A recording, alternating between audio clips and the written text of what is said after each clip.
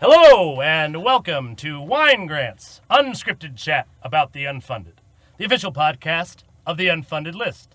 I'm Dave Moss from the Moss Family Foundation and the founder of the Unfunded List. And with me this week are two very special guests, Mary Galeti and Blair Glencorse. Say hello. Hello. And now, as our regular listeners will obviously remember, I read my guest bio out loud, which today will take quite a while. Mary Galeti serves as the executive director and vice chair of the Tecovas Foundation. The Tecovas Foundation funds social innovation and entrepreneurship by focusing on building community, leveraging new service models, and sustainable economic development both domestically and internationally. Since 2009, Mary has led Tecovas to develop a concrete vision to increase the foundation's capacity and effectiveness. The foundation includes impact investing and program-related investment in their work. Mary serves as global board member of the Global Shapers Foundation, an initiative of the World Economic Forum. She is vice chair of the Starting Block Social Innovation Fellowship Program, served on the board of directors of the Council on Foundations. She has spoken on the issues of generational transition and leadership cultivation in philanthropy and the nonprofit space at many venues, including the White House, the Council on Foundations, the Smithsonian, and the Nexus Global Youth Summit at the United Nations.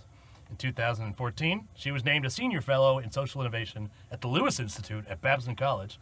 She's a member of the World Economic Forum Global Agenda Council on Values.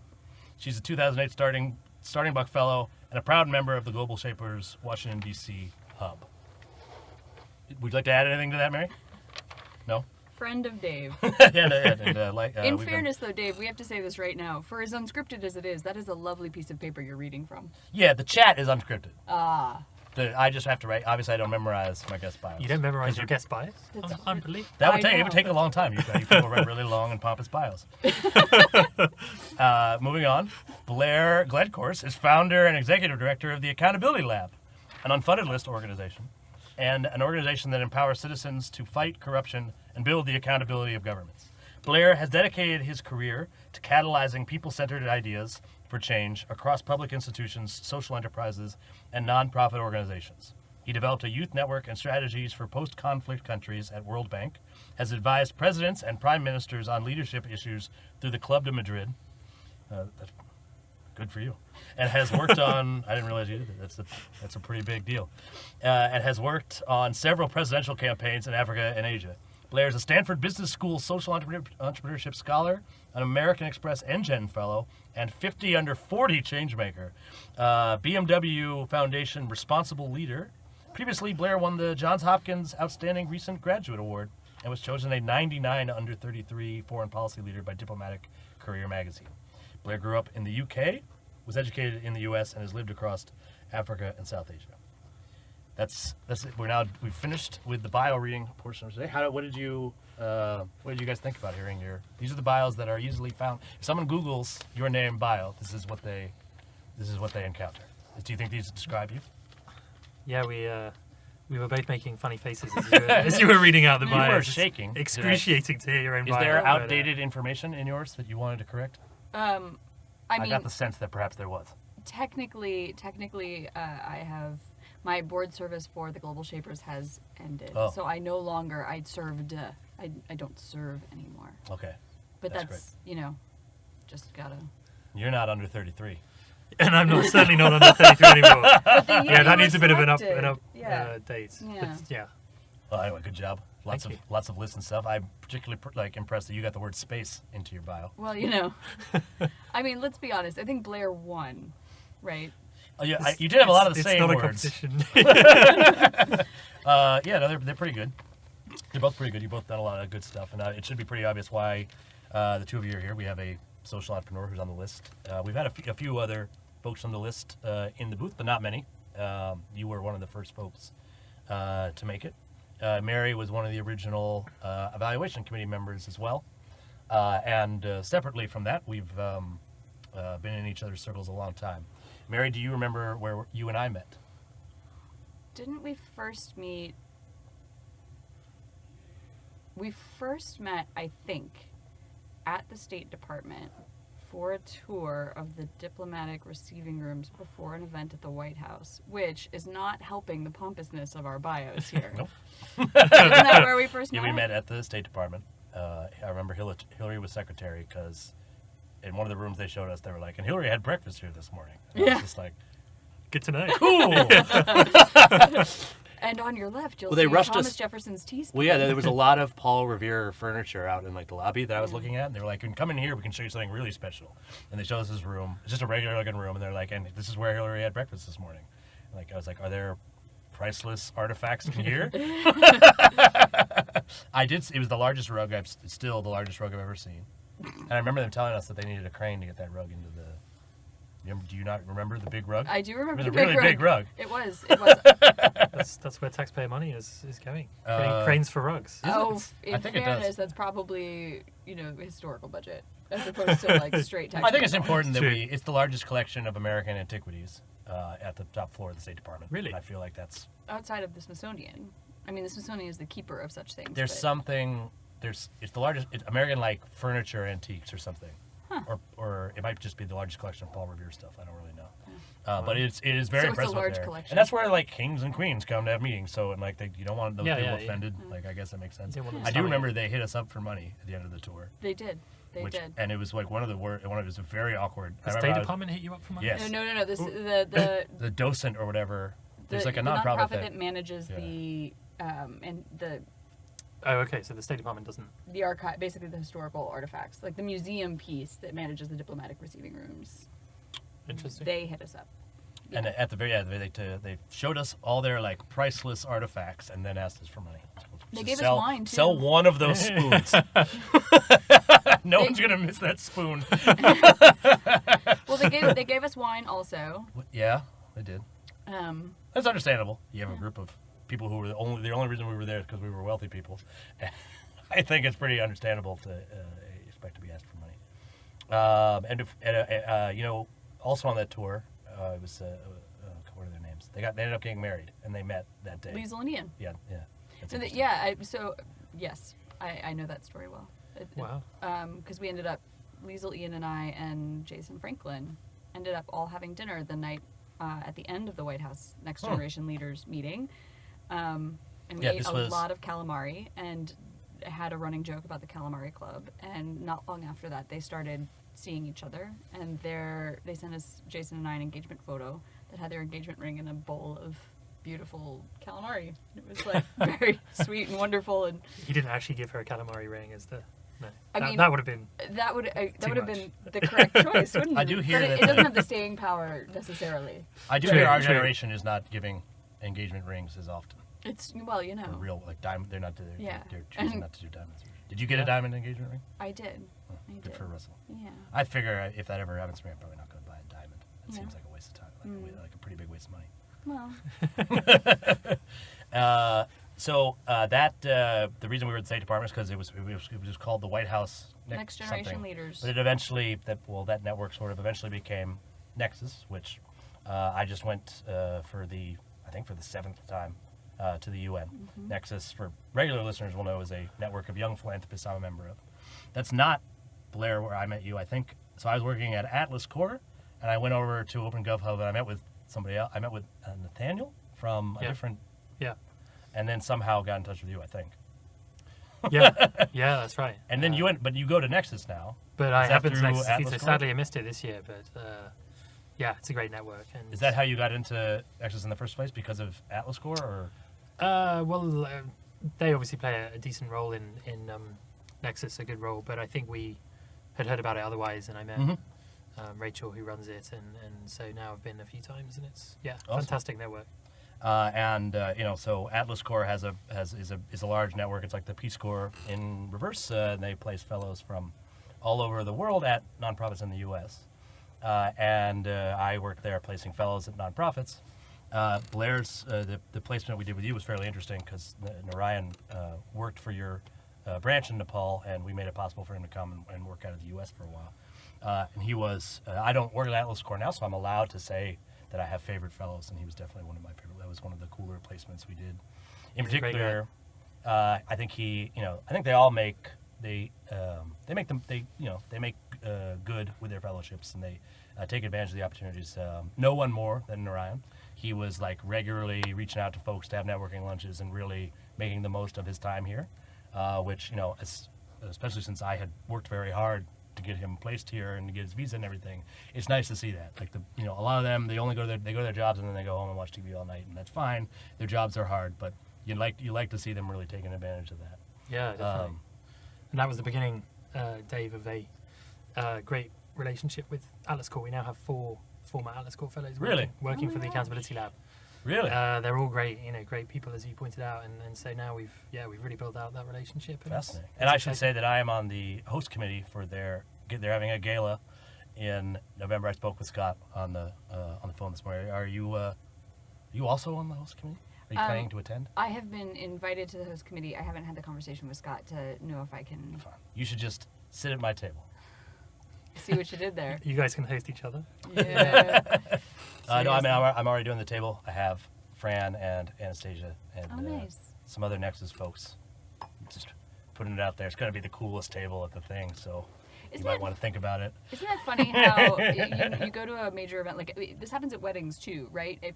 And there's always one table that seems to be having the most fun ever, right? Like all of a sudden there's a twister table or board out, or they're like all cackling, and even if they didn't know each other. And if you're not at that table, it's just the why are they having so much fun? It's called Dave's table. Generally, you're going to want to do that. So all the listeners should buy a ticket for your table, Dave. Yes. That's the request Dave's table. Yeah. When you buy your ticket. That's not till November though. Should be a good time. It's a really neat organization. I learned a lot about the power of networks there, and that a lot of the skills I employ with the Unfunded List are basically the same things I learned there. At the Unfunded List now, I think I'm interested to hear your thoughts on this. One of the most common questions we hear is, how do I get? Basically, they want to get funding from foundations. Mm-hmm. Some foundations, it's obvious. They say, "Here's our application." I have been recently to the Tecovas Foundation. It's not. Is there an application? It says coming soon. There is. I think the last time I went, it said coming soon. Yeah. Well, I've been meaning to talk to you about that. Dave, a hilarious story. It turns out I am not a web developer. Mm-hmm. I know, right? I was shocked a little bit also. And since it's just me doing it, that's what you need to be. If you put in a Google form onto a platform, it's tough. So I hear you. Well, and for the way our application is organized, a Google form actually isn't flexible enough. Like it would take a lot of sort of reworking and reorganizing, and then I don't necessarily mean everybody should have attachments, and it's just like I'm not even sure you should have an application. You might. It's people you invite to apply though, right? Someone who has no idea who you are. It tends probably to be. should not apply. We get some unsolicited applications. They tend to be from Cleveland or Amarillo, where the family is originally based, because they have some sort of vague relationship with the family, or were sort of more Googleable. But that doesn't mean we've invited them. They just. And you do have a focus on those communities. We do.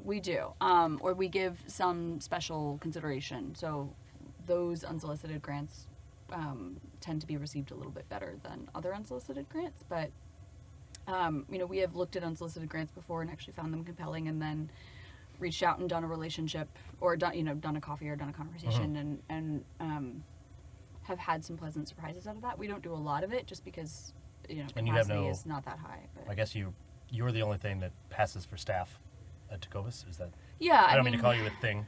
I love that about you, Dave.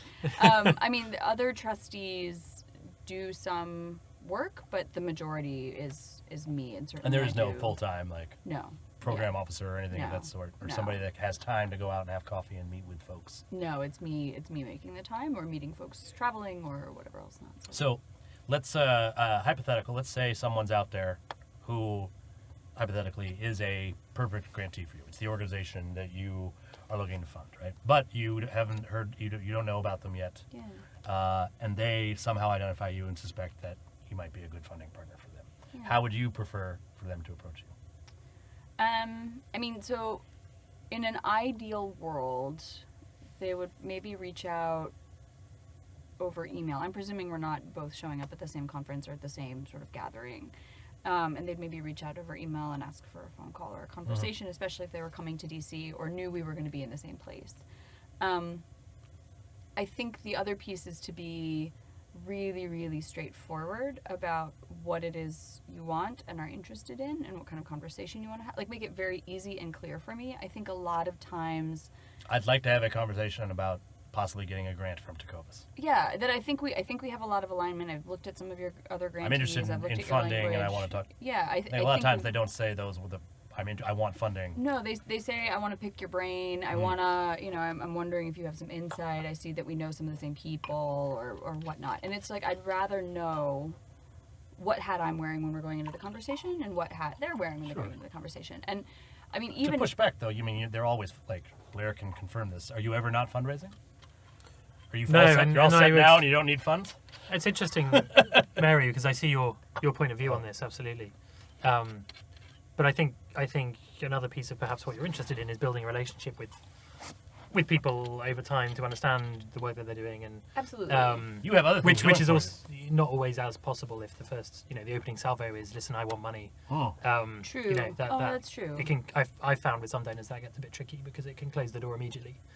Whereas That's if true. you build the I relationship don't over fund. time, And for me, if I don't fund your area, that makes it very easy for me to not meet with you if you've asked for funding in that first request. That's Yeah. true. At the same That's time, though, fair. I do think it's important to be to be clear. But I think in those initial, like when you're first reaching out, you don't have to be that upfront. It's like the same. Yeah. It's like Jonah Halper.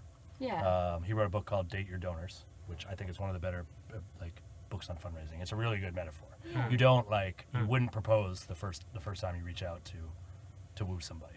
No, I think that's right. I think that the balance is, though, especially with folks who I know or know tangentially, right? Who are like, we have however many mutual friends in common on Facebook, or clearly both members of Nexus or whatever, that they're most interested in becoming my friend and then gonna make a switch, right? Like, yeah. be very clear about, I run this organization, I think we might have an opportunity for partnership. If it's, I'd love to talk about what you do and maybe what we do, I can still read between those lines, but I know what conversation we're having, as opposed to the, hey, it seems like we have a lot of friends in common, I'd love to just get to know you, or you seem really smart, our next topic, I'd love to pick your brain. Then I'm like, nah, I'm out. Like, And in part that's because, I'm a bit of an introvert, and that adding another meeting or adding another conversation often is a little bit stressful for me, particularly if it's in a conference type setting or something. But it's hard to have meetings. I mean, I have like 10 a week, and it's tough. Yeah,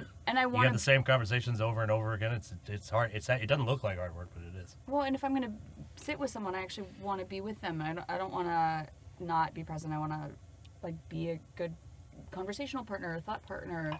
And I want to learn as much as anybody else does, right? So it's like... And I happen to know you want to have a genuine conversation. I really do. And a lot of these folks do not. Yeah. I remember we used to, when I was at Public Foundation, Mary was our sub-leasee. And I remember one time you coming over to show me an email, or maybe I went to show it to you, but it was like some sort of networking robot. Yeah. We had a hard time figuring out if she was a real person or not. Oh, really? And it wasn't a real person? I know, I think she was real. But her emails are so formulaic. Yeah. Right. Like, hello, it was all just nothing but cliches. And and you can tell by the way she no wrote research them, into actually that what all you're she working does on. is just send, and there's cold emails from all the time from people. Yeah. And it's all really, really, and I don't know, I guess it works out for some folks. Well, but let me... Because they keep doing it. I don't really understand why. But let me add the flip of all of this, right? So what I say that I like, though, is a little bit unfair, right? Because an organization like Blair, how many staff do you have now? Now we have 22. Really? But when we met, Wow. which was, I don't know, You had like 3 years when I ago, first you had were a at chat. 2 or 3, right? Yeah, we've grown. And Wow, at that awesome. point, the amount of work that an organization your size, or a lot of the organizations that we partner with initially, our average organization size is usually less than 5 staff. It's usually less than $500,000 budget. If not, the program area is less than that significantly. I don't know how many of those emails and how many of those coffees and how much of that time a guy like you, Blair, had to spend. And so for me to be like, and I want your real authentic self, even though that's what I respond the best to, and that's the most likely way for us to get funding, I want to name that it's a little bit unfair to the capacity of an organization, right? So chances are that email, as much as I bristled at it and as much as we probably made fun of it, She could have wrote one real sentence that she made up herself. True. But also, how many of those did she need to send? How many does she need to get? Like, I just want to name that I see the place of privilege in that, right? Rather than come up with boilerplate for emailing to every single funder that you can research, what I would tell folks and what I tell, like, what's in a lot of the feedback we send to people is, you have to, in your research, it's about not finding the funder with the capacity, it's about finding the right funder. Yeah. And spending your time going after the right partners, not just any and all partners. Yeah. Especially if you're small, right? You don't, like, Red Cross can fundraise from every single American citizen because they have the staff and they can pay for the postage alone on that would be probably more than Accountability Lab's budget, but they can do it and the return's going to be fine. And I've actually been thinking about the Hillary campaign. I get asked for money like twice a day now. Oh yeah. And it must work. I know it is working. She raises a ton of money, and it's the way they do it is by, if you've ever done anything mildly democratic and they have your email address. And does that annoy you? Is it annoying to get that amount of asks? Does it actually have that negative? I get asked. Start ignoring them. Like, I'm ignoring them. I read them actually because they're informative about their campaign. Yeah. But it's like you read the first 3 paragraphs of this, and that's why today we need you to chip in $188. The donate button is nice. It's always and chip big in. and Oh, yeah. They've done some research. Clearly, the chip in works better than give, and it's $188 is always what they want from me. And I've compared with some other people. It's different. It's just really random amounts. It's not random. It's algorithmic. They're asking my mother for less, so I'm trying to figure out what algorithm. It's where your location. She must live in it because I'm in D.C. and she's in a Moore County, North Carolina. Previous history, how many times they want to be able to go back to Previous before you history. top She's been out, if donating they to can Hillary get you since down it was on the possible down to. ticket. It's actually, it's way different than Yeah, anything you used I to do. but You used to do something similar to this, right? yeah, I didn't do. Field? I wasn't on They the. call it, I don't know what it is, right? Yeah, it's the But field. that's what it's called? operation. Field? Yeah. It's about knowing like who lives where and what. No. It's you know what it is. It's neighbors turn out neighbors to vote. That's the best possible way to get folks to the polls is to have your neighbors or people come and talk to you about why they're passionate and get you engaged and get you talking about a candidate. And so the field operation is literally just it's door knocking, it's phone banking, it's standing on the corner outside the grocery store on a Saturday morning and talking about your candidate. It's that kind of stuff. And we see it all the time in DC, and we often, it's often like Planned Parenthood or the Nature Conservancy or whoever, and you sort of like pretend you're on your phone and to ignore it. But especially, I come from Ohio. I tell them to get the hell out of my neighborhood. I come from Ohio, and when the presidential campaign comes around, Ohio matters. And so yeah, you want to turn out your vote, and that's what field is. It's fundraising comes from that to a point because most people are not political donors, but they are. Well, with field, I think you would want to. Obviously, you'd want to identify the neighborhoods that are more likely to vote for your candidate and knock on those doors first, right? Is that generally? But that's where there's a bit of an asymmetry in knowledge, isn't there? Because for your average organization that's seeking funding from individuals or much smaller foundations that don't solicit applications or don't necessarily have websites, or even you don't know really what they're interested in. It's hard to find those people. You don't know where they are. The thing about the bigger foundations is it's clear what they want. They have an application form, and that makes it a bit easier. It's more clear. It's more clear. Yeah, it's more clear. It's more clear. All of them, or at least the ones that file a 990, that 990 can be looked up, and you can look at their grants, so even if they don't have a website. Yeah, but that's usually a couple years old, and you don't know. I mean, it gives you why those organizations. Certainly, you don't have like the information that the Hillary campaign has on me. No startup fundraiser is going to have that information on their pool. No, and 990s can be so misleading, right? Because and just knowing like. Well, they're difficult to read. I mean, I'm good at reading them because I have 10 years of experience reading them. But also, you look at our grantees over the past 5 years. And you may know that we're a family foundation, but you don't know each grant or each trustee in such a way as to know, like, we would never fund that kind of an organization with the exception that it is, the chair of the board was one of my grandmother's closest friends, and therefore we kind of have to. Or, one particular trustee brought said grant, and they're really passionate about it, but nobody else is. And, like, so Blair may align with one of those and think that he's applying in the right sort of vein, and actually it has nothing to do with the bulk of what we're doing. And so in those ways, it can be, for the smaller foundations, you can glimmer something, but you can't put too much weight into it, I think, which is why the in-person conversation matters so much, and why the relationship matters so much, even though I acknowledge it's so hard to do. The other thing we tell a lot of folks is, I don't think foundation funding is for everybody. Right. Foundations have there's some, like if you were doing Jewish engagement for youth, there's probably some foundations out there that you can that you can go after, right? Or climate probably, and some of the bigger issues. But I would actually think that, and one of the reasons why I was jazzed to put your organization on the list is that accountability is probably not something that foundations are making a priority. Am I assuming correct on that? There's a few big foundations that do, like the Open Society Foundation, Hewlett's, Amidyar, Ford Foundation. But actually beyond those 4 or 5, there aren't many. The smaller foundations generally, I would say, tend to try or like to fund more technical kind of solutions to problems, like and I think education or healthcare. And things that you have a family connection. I know absolutely. We were Holocaust studies for a long time for fairly obvious reasons. Yeah. And one of the big changes I've made is it's not because I still think Holocaust studies are important, but I also know that museum's there. Yeah. And there's several other really good museums and well-funded resources, some of which have my name on them. And there's things out there that are not. And in particular, no one's getting feedback on their projected proposals. What was your first foundation grant? Was it Tecovas or somewhere? Well, funnily enough, having just made that point, the first grant I got was from a small family foundation. But that again was a very long-standing relationship that I had with the family, in growing up, and knew that they were looking to get into philanthropy, and that this was a topic that interested them, just to the point at which I was setting up the organization. So I was really lucky. Yes. In that regard. Again, it was unusual, I think, for. Well, I think that's what folks who are starting out need to look for. I've used in the booth many times, Martin Luther King as an example. We don't learn in school about his fundraising prowess. We all learn about him in school, and I actually think we're really doing a disservice when we don't teach about that.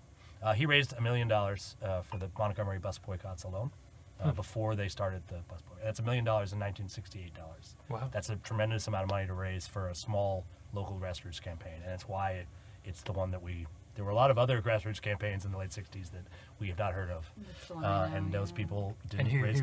And he gave him that money because he was a pastor at his church, and his father was the pastor, and they had a large network from the church, and he reached out to the network that he had naturally, the people that he knew. In particular, he went after folks that liked him and knew his family and would relate to the issue. Churches, I think, probably how a lot of a church or temple or mosque is how a lot of social enterprises get started from that network. Those people coming together. That's a really great idea. I'm not saying you have to go to church if you don't want to, but everybody's got some sort of community. Right? Yeah, definitely. If you're a hermit, then I think starting a nonprofit is probably not the best next step for you. Right. Meet some people first, right? To a point earlier, not everybody is an extrovert, and I think actually because we're not extroverts is sometimes why we get drawn to social impact work, right? We can't picture ourselves being a salesman or working at Google or a big company. So we're like, well, I'll choose purpose, and we sort of think that that's more of a head down thing. And then,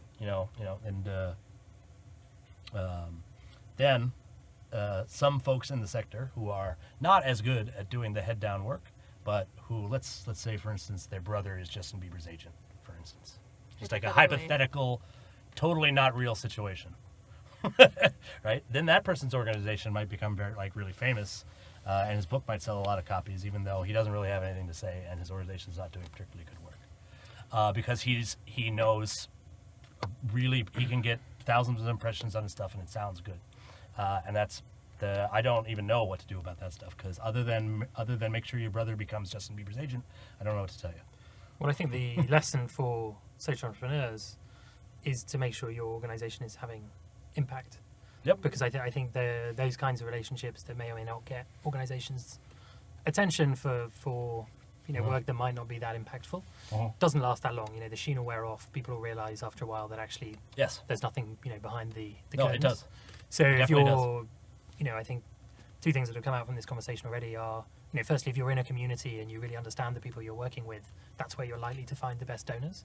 And that's also how you're going to have the greatest impact, which will hopefully keep those I'd make sure that funds your coming. community likes you, right? Like if you're... Yeah, you're trusted, it's don't- authentic. Yeah, Assumedly, absolutely. these It can't were family be- friends who thought you were a capable young man and Yeah. that you could do things, right? If you had been a hooligan, probably wouldn't have worked out for you. But it's Yeah. not Were you a that. hooligan? Were you ever... No, thankfully not. No? But on top of that, you're also working in communities where there's deep trust for your work because you're using community members. You have partners who are community members driving the bulk of the work, right? So, Yeah. In the diligence process, there's a lot of folks who are on the ground who are going to talk about why Accountability Lab is the mechanism by which that work goes forward, but the work would be happening regardless. It's just now formalized. And, and you can tell the story. You can help tell the story. Yeah. That makes a really big difference too. It's not just having a relationship to a funding network. It's also being as much, of or with the community that you're serving. And I know for us at Tecovas that matters a lot because we just don't believe that there are very many folks who, plop themselves into a community or plop themselves into a place with a solution. Like that just isn't necessarily how that works. There's too much context. There's too much culture. There's too much other stuff. Yeah. I don't know if that's been your experience. I'm projecting that was your experience absolutely. based on our conversations. Definitely. I also Definitely. agree with all of that. I just recently watched the trailer for a documentary called Poverty Inc. that I look forward to. I really look forward to watching. One of the quotes from it, I don't know who he was, but heavily accented African gentleman said, like, I've never heard of a third world country that got so much aid that it became a first world country. And that's, because that's the nature of aid. You work like when you have an office in Nepal run by Narayan, who's an actual Nepalese, right? If you, Blair, went there and tried to run the Nepal office, I don't think that would go over that well. Yeah, absolutely. It has to be locally owned, locally run. Yeah, exactly. I would roll my eye. Like, oh yes, of course. No, and Blair's wonderful. It's this is Yeah. No.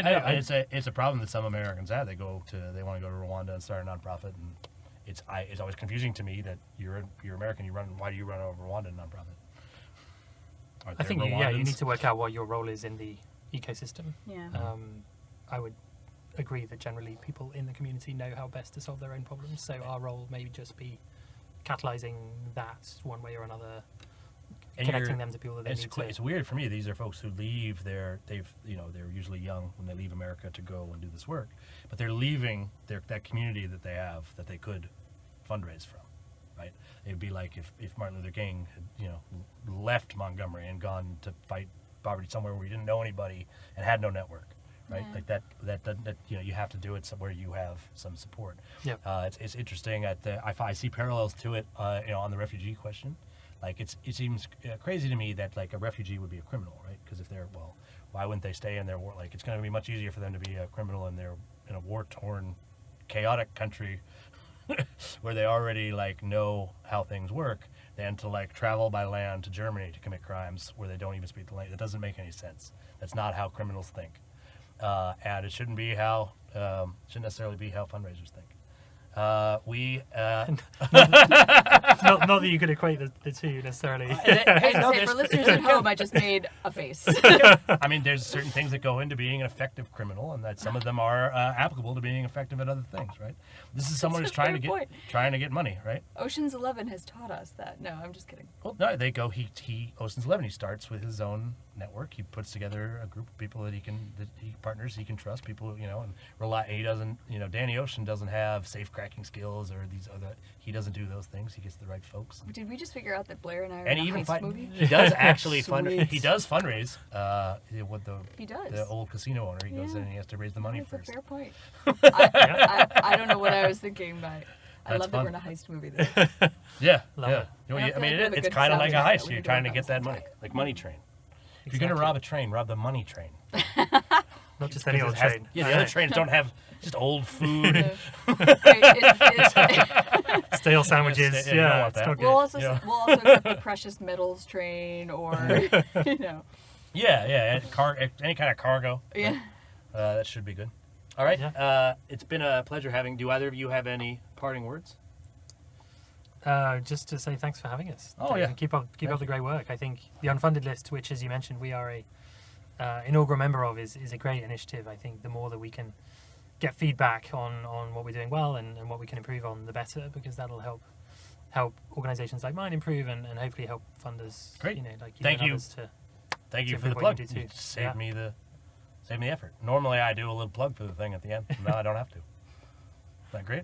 You're It is welcome. great. Mary, would you like to follow pay up me on later. that? Talk about how great the list is. I was actually going to say, because at the beginning of the podcast, because, a good thing has an arc, right? A beginning, middle, end, and you've tied it back to the beginning. At the beginning of the podcast, you talked about your table at the Atlas Core Benefit, Oh yes. and you called it Dave's Table. And I think Dave's that's Table. probably a new program at the Moss Family Foundation called, do you want to have fun at the benefit? You can sit at Dave's Table. Yeah. You know you're going to have fun, and maybe you charge a premium for Dave's Table. It's not a bad idea. I'm just saying. I could get Fran and Anastasia in on this. You and Russ, I think. Russ is entertaining. He's pretty good. He is a warrior, right?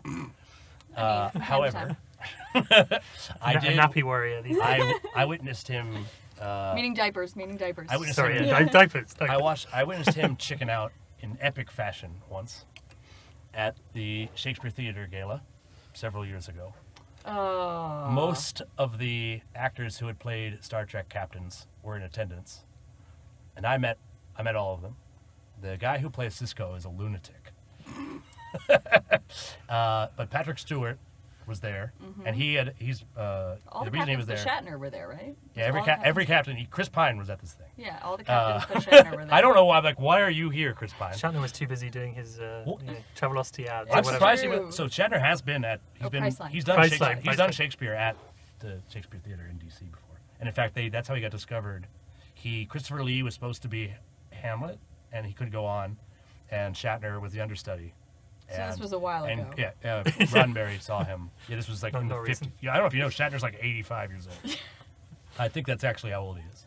But yeah, no, he got discovered by Roddenberry doing Hamlet as an understudy. Wow. And that's the same. They used to hire all Shakespeare actors, so that's why there's a lot of crossover. Anyway, Patrick Stewart was sitting there at a table by himself, right? Because everyone's afraid. Like, I can't talk to Patrick Captain Stewart. Kirk. He's Sir Ca- Patrick Captain- Stewart. right? The man has been knighted. And so I'm like, I'm gonna go talk to him now. He was wearing his military uniform and everything, and he like totally just froze, and I kept walking, and I thought he was right there next to me, and I'm like, hey, nice to meet you, and he wasn't there. He had ran away. Later that night, Bradley Whitford. Oh my God, I forgot about that. Bradley Whitford, who was also there. So He this got was hammered. Who was Bradley Whitford? Bradley Whitford He was plays on West Josh Wing. Lyman on West played Wing. Josh He Lyman. also is very well known for Billy Madison. Yeah, Happy Gilmore. Billy Madison. Yeah. Oh, Billy Madison. Yeah. The ethics of business. Yeah, being the sort of villain in Billy Madison, I think it was his finest role. Frankly, But no, he I'm was just a- kidding. He was great. He's in West Wing. basically the main character on West Wing, actually. Like much more than probably more screen time than the president. Indeed.